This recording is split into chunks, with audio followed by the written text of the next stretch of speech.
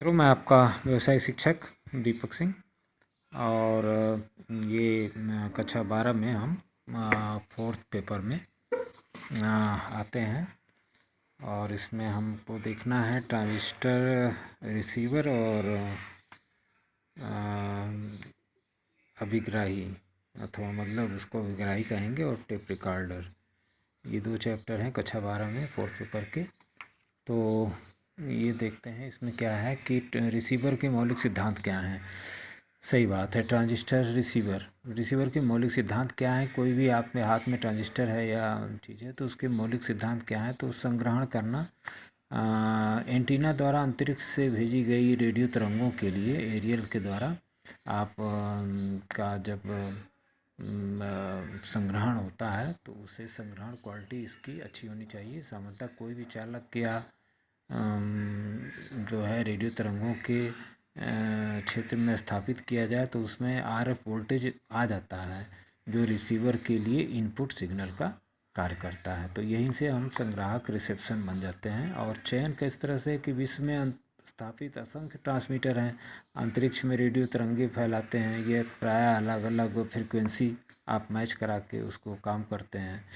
तो रिसीवर ऐसी प्रणाली की व्यवस्था है जो अनेक फ्रिक्वेंसी में केवल वांछित आरएफ सिग्नल को प्रदान करती है। इसे रेजोनेंट सर्किट लगा के हम काम करते हैं। डिटेक्शन में हम आते हैं तो डिटेक्शन ये है कि ट्रांसमीटर एंटीना द्वारा अंतरिक्ष में प्रसारित की गई कैरियर वेव मॉड्यूलेट वेव का आरएफ मान जो है एएफ मान वोल्टेज 0 होता है। तो उनको मॉड्यूलेट कैरियर वेव को सिग्नल वोल्टेज प्राप्त करने के लिए डिटेक्शन की आवश्यकता होती है। कैरियर वेव को वोल्टेज सिग्नल वोल्टेज प्राप्त करने के लिए डिटेक्शन चाहिए हमें। तो इस क्रिया करने से पहले नेगेटिव अर्थ साइकिल रेक्टिफाई किए जाते हैं और शेष तरंगों को हम अंश को फिल्टर करके एएफ सिग्नल से सिग्नल वेव प्राप्त कर लेते हैं। रिप्रोडक्शन क्या होता है कि वही डिटेक्शन के पश्चात जब डिटेक्शन कर लेते हैं तो सिग्नल तरंगों को फिर आप जो है कैरियर वेव के साथ लाते हैं और ध्वनि दृश्य और अथवा अन्य रूप में परिवर्तन करना आवश्यक होता है। टीवी में जैसा रेडियो में ऑडियो फ्रिक्वेंसी को सुनने के लिए उसे हेडफोन में ध्वनि तरंगों में परिवर्तन करना होता है और सिग्नल को उपयोगी सूचना के लिए भी परिवर्तन करना रिप्रोडक्शन ही कहलाता है। मतलब फिर से उसको उसी रूप में ला देना जैसा आपने बोला। तो यही इस क्रिया कहेंगे। रिसीवर का ब्लॉक डायग्राम इसको देखिए, सुपर हेट्रोडाइन सिद्धांत पर बनाया गया है, इसलिए इसको सुपर हेट्रोडाइन रिसीवर भी कहते हैं। और इसका हम रेडियो तरंगों की गति अगर आप देखें तो तरंग लंबाई जो है रेडियो तरंग द्वारा एक साइकिल में पूरा करने में तरंग द्वारा चली गई दूरी ही उसकी लंबाई होती है। इसको लैम्डा अक्षर से दिखाया जाता है। फ्रिक्वेंसी वही 1 सेकंड में पूरी साइकिल की संख्या 50 आपकी होती है तो 50 हर्ट्ज कहते हैं। और तरंग की लंबाई फ्रिक्वेंसी की गणना तरंग की लंबाई आप 3 लाख में आर का एफ का फ्रिक्वेंसी अगर भाग करें तो आप निकल जाएगी। तो ये एक फार्मूला भी बनता है, लेकिन आप बेसिकली आपसे तरंग से लंबाई वेवलेंथ पूछ सकता है फ्रिक्वेंसी क्या है तो 1 सेकंड में पूरे होने वाली साइकिलों की संख्या फ्रिक्वेंसी कहलाती है। और रेडियो तरंगों द्वारा एक साइकिल में जो समय ली गई वो उसका लैम्डा कहलाता है। एफएम रिसीवर आप देखिए, सुपर हेट्रोडाइन रेडियो रिसीवर का रेखा चित्र आपसे पूछ देता है कि क्या है, इसकी कार्यविधि लिख दीजिए। तो चित्र साफ साफ है कि RF radio frequency amplifier antenna से आपने सिग्नल लिया, मिक्सर में लिया है, लोकल ऑक्सीलेटर से मॉड्यूलेशन इंटरमीडिएट फ्रिक्वेंसी को दे के एम्पलीफाई कराया, डिटेक्टर में डिटेक्शन उसका हुआ सिग्नल का, और फिर वो एएफ एम्पलीफायर द्वारा लाउड स्पीकर को दिया गया। लाउड स्पीकर सिग्नल को ध्वनि सिग्नल में बदल देगा। तो इस तरह से आपका ये ब्लॉक डायग्राम का कार्यविधि भी हो गई। और ब्लॉक डायग्राम को आप ध्यान से देख लीजिए, ये अक्सर पूछता है सुपर हेट्रोडाइन एएम रिसीवर का और ब्लॉक डायग्राम बताइए। और शोर नियंत्रक नॉइज लिमिटर क्या होता है, ये इसका जो है सर्किट देख लीजिए। 2 डायोड उल्टी दिशा में लगे हैं और इधर एक ट्रायोड वाल्व है और इधर भी है वोल्ट आपका और इस तरह से आपका एक सर्किट है। नॉइज़ लिमिटर क्या है कि ये आरसी कपलिंग द्वारा अगर एक कैपेसिटर और एक रेजिस्टेंस आरसी कपलिंग द्वारा इसको बनाया जाता है। और इसका मान जो है जहाँ काफ़ी एम्पलीट्यूड में सिग्नल होते हैं मोटर वाहनों से या इस तरह से दोष पाए जाते हैं, तो वहाँ पे इसका जो है इस तरह से इसको शोर नियंत्रक भी आप कह लीजिए। तो इसके ये ग्राउंड में अर्थ में चले जाते हैं, तो शोर नियंत्रक आपका कर सकता है। इस सर्किट से आप जो है शोर का नियंत्रण कर सकते हैं, इसे नॉइज़ लिमिटर सर्किट भी कहते हैं। इमेज फ्रीक्वेंसी क्या है? सिग्नल फ्रीक्वेंसी के अंतरित अन्य फ्रीक्वेंसी जो स्थानीय ऑसिलेटर के साथ हेटेरोडाइन करके IF पैदा करती है, इमेज फ्रीक्वेंसी कहलाती है। छोटे छोटे सवाल हैं इसके अंदर। और एक और ब्लॉक डायग्राम आपसे पूछता है FM, वो तो AM था, ये FM सुपर हेटेरोडाइन का रेखाचित्र। इसमें बस थोड़ा सा परिवर्तन है, यहाँ तक तो मिक्सर एक्सीलेटर एरियल आपका ही है, ये अर्थ लगाई हुआ है। मिक्सर एम्पलीफायर किया, लिमिटर में उसको लिमिट करते हैं, और रेडियो में FM डिटेक्टर करके फिर AF एम्पलीफायर वही, और लाउड स्पीकर में सिग्नल को ध्वनि सिग्नल में परिवर्तित कर देना। तो ये काम है लिमिटर सर्किट का कार्य। इसके इनपुट में आने वाले IF सिग्नल के एम्पलीट्यूड को सीमित करना, लिमिटर का यही काम है, इनपुट में आने वाले IF सिग्नल को लिमिट कर देना। तो इस तरह से वेव रेंज भी आप देख लें तो वेरी लो फ्रिक्वेंसी होती है, 10 से 30 फ्रिक्वेंसी। लो फ्रिक्वेंसी आपकी 30 से 300 किलो हर्ट्ज तक की समुद्र और नाविकी संचार में इसका उपयोग होता है। मीडियम फ्रिक्वेंसी आपकी 300 से 3000 किलो हर्ट्ज की है फ्रिक्वेंसी। वेरी हाई फ्रिक्वेंसी 30 से 300 मेगा हर्ट्ज, हाई फ्रिक्वेंसी 3 से 30 मेगा हर्ट्ज। और सुपर हाई फ्रिक्वेंसी 3 से 30 गीगाहर्ट्ज, ये रडार में आपका अनुसंधान संचार व्यवस्था में। और एक्सट्रीमली हाई फ्रिक्वेंसी EHF 30 से 300 गीगाहर्ट्ज अनुसंधान कार्यों के लिए ही ये प्रयोग की जाती हैं। और रिसीवर के लिए तो हम maximum medium wave broadcast receiver के लिए 550 किलोहर्ट्ज से 1600 किलोहर्ट्ज तक की मीटर में ये प्रयोग करते हैं।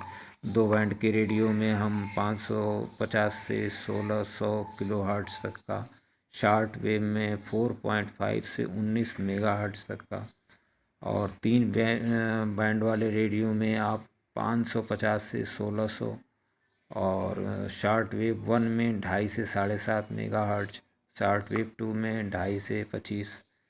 तो इस तरह के 2 बैंड 3 बैंड वाले रेडियो आपने हैं, उनके स्विचेज भी आप देखे होंगे रोटरी, आप घुमा के आप 3 पोल का रोटरी स्विच आपका होता है, 1 पोल 2 पोल 3 पोल, इस तरह से भी बाहरी बनावट होती है 2 पोल की। इस तरह से आपको बैंड स्विचेज आपके रेडियो में यूज़ होते हैं। अलाइनमेंट एक पूछता है कि अलाइनमेंट क्या है, तो सीधे किसी रेडियो अथवा ट्रांजिस्टर के परिवर्तनीय मान कैपेसिटर इंडक्टर की सेटिंग अर्थात उनके सही मान पर उनको एडजस्ट कर देना, यही अलाइनमेंट कहलाता है। तो ये कई जगह यूज़ होता है। तो ये किसी रेडियो ट्रांजिस्टर रिसीवर में परिवर्तनीय मान जो कैपेसिटर इंडक्टर हैं उनको सेटिंग करके सही मान पर एडजस्ट कर देना ही अलाइनमेंट कहलाता है। तो जैसे कि हम कोई भी काम कर रहे हैं तो उसको अलाइनमेंट मतलब एक लाइन में रख देना। तो आगे देखते हैं, और इसके अंदर इम्पॉर्टेंट में कुछ श्रव्य और जो आपकी फ्रिक्वेंसी है वो 20 से 15 किलो हर्ट्ज के बीच में ऑडियो फ्रिक्वेंसी कही जाती है। 20 हर्ट्ज से 15 किलो हर्ट्ज तक।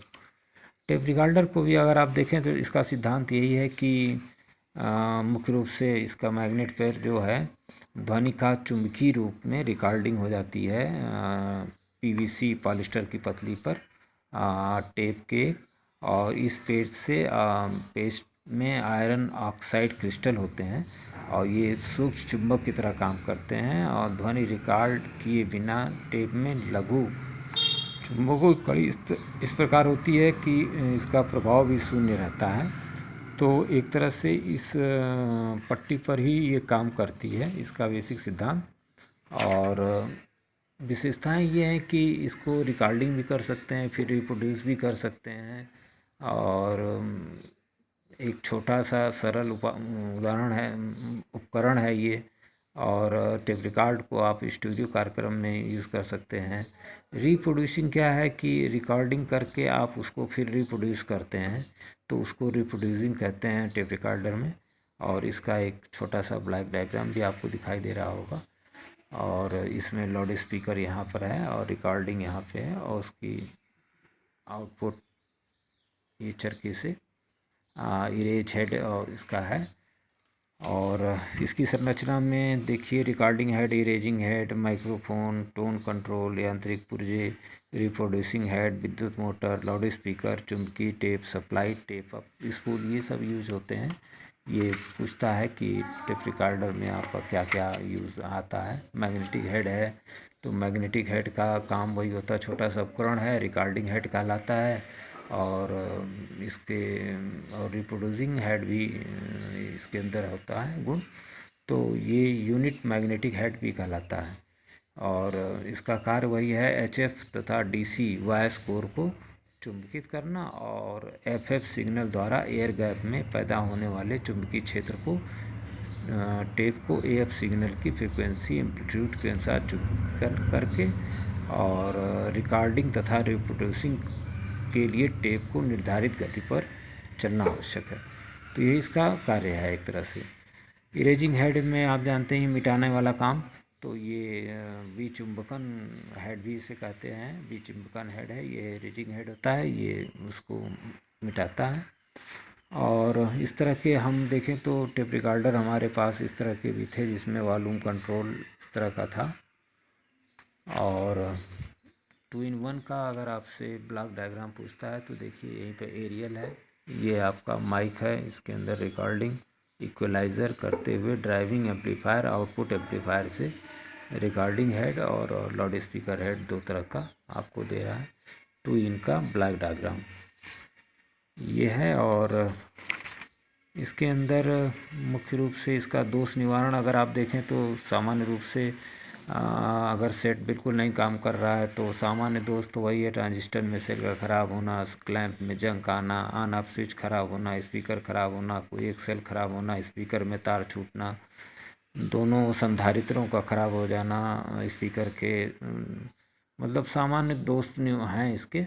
और अलग अलग अगर इसको हाथ मारने पर बजने लगता है तो IFT ढीला हो सकता है, कहीं कोई क्लैंप ढीला हो सकता है। तो इस तरह से आवाज़ संबंधी दोष भी हैं इसके अंदर। और बहुत ध्यान से देखें तो स्टेशन संबंधी दोष होते हैं, तो स्टेशन नहीं तो गैंग कैपेसिटर ख़राब होता है, धागा जो चरखी होता है वो टिप में ख़राब हो सकता है। तो स्टेशन संबंधी दोष भी इस तरह के होते हैं, कॉमन दोष तो होते ही हैं। मीडियम वेव सही नहीं बजता है तो short wave antenna coil, loop coil ख़राब हो सकता है। और मान लीजिए आपका एक आध बैंड स्विच नहीं घूमता है तो बैंड स्विच जाम हो गया होगा, बैंड स्विच ख़राब है, इसको ठीक करना है तो थोड़ा मिट्टी का तेल डाल के साफ़ करना। वॉल्यूम संबंधी भी हो सकता है, नहीं काम कर रहा है तो अर्थ का तार टूटा होगा, वॉल्यूम ख़राब हो सकता है। तो इस तरह से हम देखते हैं। तो टेप रिकॉर्डर में दोष मुख्य रूप से टेप रिकॉर्डर में लगा फ्यूज़ ख़राब होना, स्विच ख़राब हो जाना, मेन लीड ख़राब हो जाना, यदि सेलो में लगा है तो सेलो में क्लैंप में जंग आ जाना, बेल्ट की बैटरी टूट जाना, यही मेन इसके अंदर खराबियाँ आती हैं और इसको हम ठीक भी करते हैं। तो यहीं आपका चौथा पेपर लगभग एक रिवीजन सर्वे हो गया 10-15 मिनट में। और पांचवा पेपर आपका टीवी, ब्लैक एंड वाइट और रंगीन। मेनी थैंक्स छात्रों, और कक्षा 12 का ही ये है। तो अगेन मेनी थैंक्स।